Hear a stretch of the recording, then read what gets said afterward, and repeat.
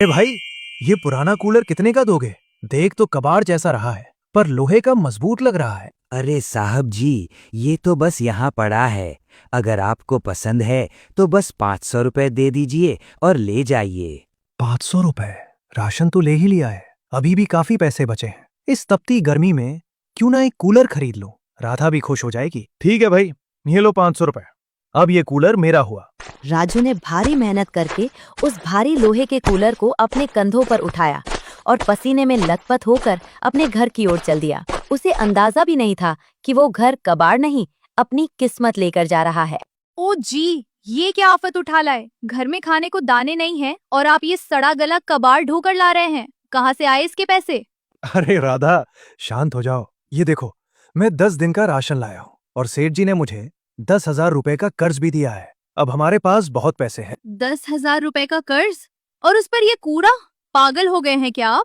इतना पैसा इस जंग लगे लोहे के डिब्बे पर बर्बाद कर दिया। राधा, ये कबाड़ उनके लिए है जिनके पास पहले से 4 कूलर हों। हमारे लिए तो यही नया है। देख लेना, ये कूलर हमारे घर की सारी गर्मी सोख लेगा। राजू खुश था, पर राधा के मन में अब भी डर और गुस्सा था। क्या ये कूलर वाकई उन्हें ठंडक देगा या फिर ये कबाड़ राजू की जिंदगी में कोई नया तूफान लेकर आएगा? अगले दिन राधा की कड़वी बातों और घर की कलह से तंग आकर राजू जंगल की ओर निकल गया। वो एक पुराने बरगद के पेड़ के नीचे बैठकर अपनी किस्मत पर रो रहा था। उसे समझ नहीं आ रहा था कि सेठ का कर्ज कैसे चुकाएगा और राधा का दिल कैसे जीतेगा। क्यों रो रहे हो बेटा? इस सुनसान जंगल में इतनी रात को अकेले क्यों बैठे हो? क्या दुख है तुम्हें? आप कौन है बाबा, और आपको कैसे पता कि मैं दुखी हूँ? शांत हो जाओ बेटा, मैं तुम्हारी तकलीफ देख पा रहा हूँ। तुमने हाल ही में सेठ धनराज से कर्ज लिया है ना? हाँ बाबा, पर आपको ये सब कैसे पता? क्या आप अंतर्यामी हैं? मुझे सब पता है राजू। तुमने उसी कर्ज के पैसों से कुछ राशन और एक पुराना कूलर खरीदा है। पर ध्यान से सुनो, वो जो कूलर तुम कबाड़ से घर लाए हो, वो कोई साधारण मशीन नहीं है। उस लोहे के ढांचे में एक जिन की आत्मा कैद है। जिन? हे भगवान! बाबा, मतलब भूत? मैं तो उसे घर ले आया हूँ। अब मेरी राधा का क्या होगा? डरो मत, वो एक नेक रूह है, पर असली खतरा वो कूलर नहीं, वो सेठ है। उसने धोखे से कोरे कागज पर तुम्हारा अंगूठा इसलिए लगवाया है ताकि 1 महीने बाद वो तुम्हारा घर हड़प सके। वो एक लालची इंसान है। क्या? तो बाबा, अब मैं क्या करूं? मैं तो बुरी तरह फंस गया हूं। मेरे पास इतना धन भी नहीं है कि 1 माह के भीतर कर्ज चुका पाऊं। बेटा, मैं सिर्फ राह दिखा सकता हूं, करना तुम्हें ही है। बस घर जाओ, कूलर चालू करो और उससे कहो, हे कूलर की आत्मा प्रकट हो। वो जिन तुम्हारी मदद करेगा, वो तुम्हें गरीब से राजा बना देगा। सच में बाबा, वो मेरी सारी इच्छा पूरी करेगा? हाँ, परंतु उसकी एक शर्त होगी जो तुम्हें पूरी करनी होगी। जाओ राजू, अपना भाग्य आजमाओ। राजू ने बाबा के पैर छुए और उनका आशीर्वाद लेकर अपने घर की तरफ ऐसे दौड़ा जैसे उसके पीछे पागल हाथी पड़ा हो। उसे अब डर नहीं, बल्कि एक नई उम्मीद दिखाई दे रही थी। राजू हांफते हुए अपने घर पहुंचा। घर में सन्नाटा था, पर उसका दिल जोर जोर से धड़क रहा था।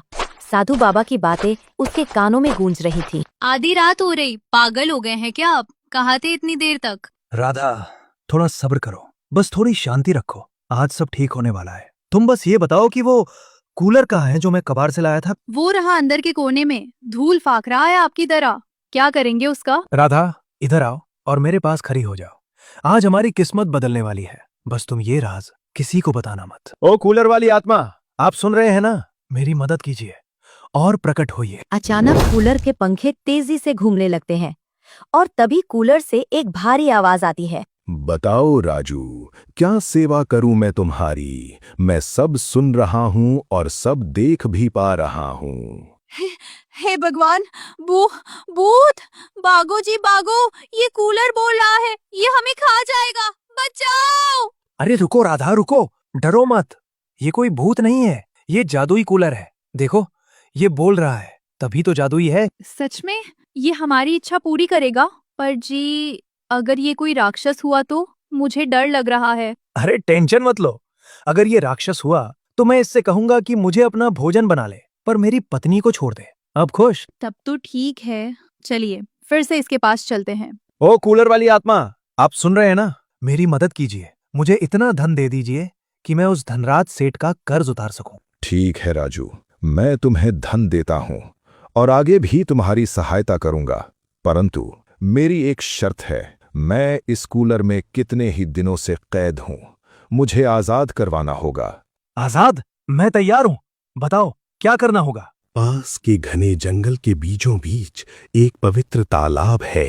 वहां से थोड़ा जल लाकर इस कूलर में डाल दो। जैसे ही वो जल कूलर में डालोगे, मैं आजाद हो जाऊंगा। मुझे तुम पर विश्वास है राजू। अचानक कूलर के सामने रुपयों का ढेर लग गया। राजू की आंखों में चमक और राधा के चेहरे पर हैरानी थी। ये लो धन, जाओ पहले उस सेठ का कर्ज उतारो और कल सुबह होते ही जंगल की ओर निकल जाना। राजू के हाथ में अब वो धन था जो उसकी हर मुसीबत को खत्म कर सकता था।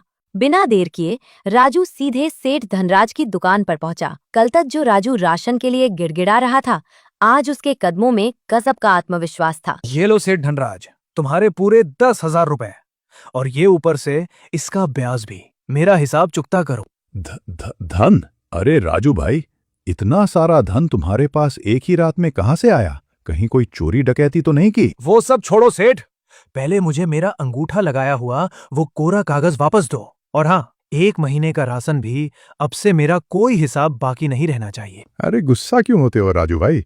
ये लो अपना कागज। बोलू, राजू भाई के लिए पूरे महीने का राशन पैक कर, और वो भी सबसे बढ़िया वाला। शुक्रिया सेठ। राजू राशन लेकर खुशी खुशी घर की ओर निकल गया, पर पीछे दुकान में सेठ के दिमाग में शैतानी साजिशें पकने लगी थी। क्यों रे बोलू, कुछ अजीब नहीं लग रहा? पहले वो बाबा आया और अब ये राजू। कल तक जो दाने दाने को मोहताज था, आज पूरे महीने का राशन एडवांस ले गया है। मालिक, मुझे भी कुछ समझ नहीं आ रहा। दाल में कुछ काला नहीं, बल्कि पूरी दाल ही काली लग रही है। कुछ तो गड़बड़ है भोलू, और उस गड़बड़ का पता मुझे लगाना ही होगा।